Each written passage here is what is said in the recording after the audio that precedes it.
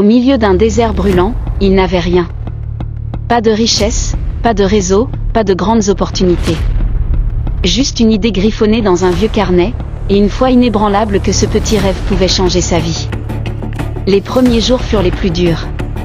Son « entreprise » n'était qu'une modeste boutique, parfois même une simple table bancale au marché. Les clients passaient sans s'arrêter, certains riaient, d'autres le méprisaient. Mais lui, il persistait. Chaque regard de doute, chaque mot de découragement nourrissait encore plus sa détermination. Peu à peu, il apprit à transformer le peu qu'il avait en beaucoup. Un sourire sincère devenait une stratégie de fidélisation.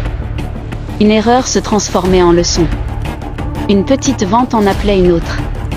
Chaque soir, fatigué mais debout, il notait dans son carnet « Aujourd'hui, je suis plus proche de mon rêve ».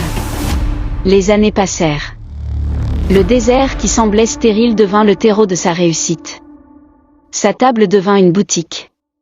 Sa boutique devint un magasin. Son magasin devint une entreprise. Et son entreprise, un empire.